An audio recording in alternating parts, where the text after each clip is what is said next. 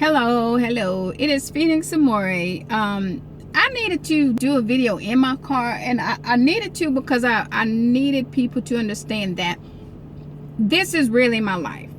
And I say this because I started thinking about when I started reading some of these articles coming out, like, these people so la la land. They really think this is about a brand or marketing and all this, a marketing employee, and it's not. This is really what God wanted me to do for now. It's just, chill and roll my little hoopty and be content with this hoopty, so that I almost got to feel that it's not an envy, it's a disgust at sometimes with the elitist attitude. And I needed to feel it because, being judged more with having 5 sons and rolling this hoopty and all that, it's almost like I'm gonna put you in a position where people are gonna assume you're not intelligent, because they're gonna see this black woman with these 5 boys, or this single woman with the 2 boys living. They're gonna assume a lot of stuff. You're gonna have to be strong enough to take that, and that's what I did. So now, as I'm recording the videos and can basically articulate the experience, I need to tell you, this is why I said I don't fuck with Obama. I say this for one reason. No, probably 2 or 3 reasons. First, it started out, I don't fuck with Obama's policies. Okay? Now, I started out trying to teach people. I started talking about Afghanistan and shadow wolves and stuff like that. That's that deep spiritual stuff. I mentioned something about Obama being fated to intervene a bit there. That was not assigning him a title of Messiah. I think people took that too far. All I was saying was, because of his background, he could kind of relate a little bit. Now, when you try to run and try to brand and market that, that's when it became more of a, wait a minute, that's grimy right there. I didn't say brand and marketing. I was really trying to just teach this, because God said go in there, because the shit about to hit this fan, and start teaching some of that stuff. That was what my role was supposed to be. Now, once you decide you want to market some stuff, you on your own. That's you. I don't owe anybody anything. So let me start by saying one of the things I wanted to mention with this FBI stuff. I find it ironic, because here's FBI fighting about wanting more power. All right, to be up people's asses. So it's confusing, because now you have this FBI agent who basically shoots at a cop. So God got jokes, like I tell people, because that's one of those things like, oh, FBI, after they let Clinton go, that's fine. You can almost say, we so tired of dealing with that was there. But what we can't say is, you want more power, you didn't even handle yours responsibly. The power you already had, even when you found some evidence on certain people, you let them go. So why you want more power when you're not going to use it appropriately? So I can see why Congress is like, y'all need to chill. Step back from some people. This is a day and age where a lot of people on social media, you need to be able to discern the difference between somebody expressing themselves, or if they're crazy, however you want to say it. If you can't discern that, you don't need to be investigating people. I'm keeping stuff so real right now, because I'm seeing where you have all these psychiatrists and all these investigative people like, well, this person was saying this on social media. What is considered a terroristic threat? Now, even saying somebody look like a monkey basically cost you your job.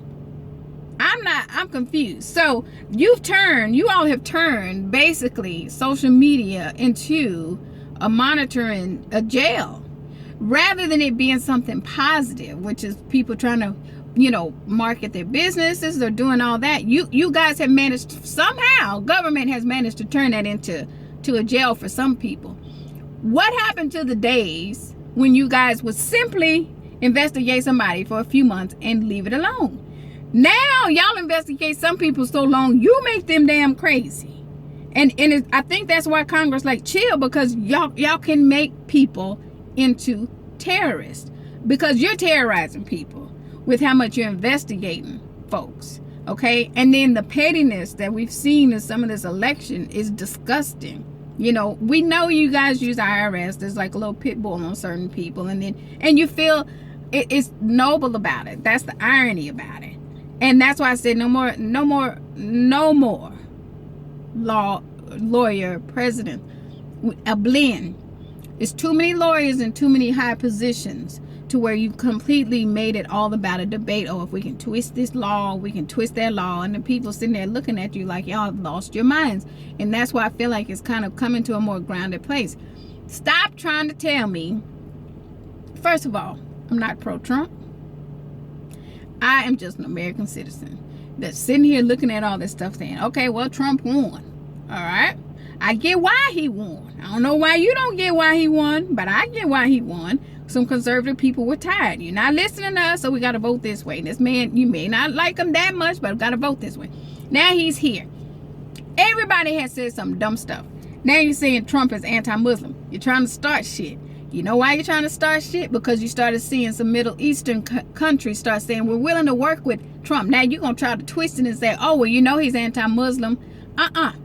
At the end of the day, everybody can grow. And that's why that leader, I'm not pro-Iran. That's what I said about that Baha'i faith. I said, y'all not going to twist this up. Just because I said Baha'i faith and it's founded in Iran, or whoever the founder was from Iran, I'm not pro-Iran. I'm not pro any country. I'm an American citizen saying, when Iran said, we'll work with Trump, all of a sudden it's like, well, remember, he's anti-Muslim. If that's a mainly Muslim country, Islamic country, saying we're willing to work with Trump, why you keep saying he's anti-Muslim? Leave that alone. So you really just keep making matters worse. We don't need your reminders. We need you to get out of office and let us move forward. That's what I was stressing to people. So all this recount, that's not going to change anything. All y'all doing is making it worse for America. We already had all these countries saying they work with Trump. That doesn't mean everything is going to just blend. I'm so confused by this la la land notion of, oh, years of this with China thrown out the window. We were supposed to buck some stuff back. We had too many years where America was too passive. So now y'all going to dramatize when the leader's like, wait a minute. You know, no, some of this stuff's going to stop. Now it's like, oh my God, years of work. No, it's just on this issue he pushed back on the country. That's natural. So why people are over dramatizing that is beyond me right now. He's supposed to push back in some scenarios and then he'll go and fix it. Just like Obama with Putin, just like Obama with Netanyahu. You could say Obama threw years and years of good work with Israel out the window when he did da-da-da-da-da-da. So I'm not sure where there's so much, the hypocrisy is tripping me out. So that's why when you see me and like, bye, just bye, it's because I'm so grounded in what I'm seeing that I'm like, you stirring that pot, but you're not getting it. A lot of people not letting you stir the pot. So now you're getting a little pissy about it. That's really the reality of it. So anyway, as we move forward, that's what I needed people to understand. I guess I'm just a little bit more real than most people. I guess I can just accept reality a little bit better than some people. Like, well, that man won. How do we make the best of it? So don't tell me I'm anti-black, or I'm not black enough and all that bullshit. I'm not trying to hear you. That shit don't faze me like that. And I'm not quite sure what intimidation, Jill Stein, that's what tripped me out, will not be intimidated. Intimidated about what? You lost the damn election. What? Y'all so la-la land. What intimidation are you speaking of? We're going to fight back. Fight what? The democracy? Now you fight in your own country. Y'all la-la land. Wake up. Take care.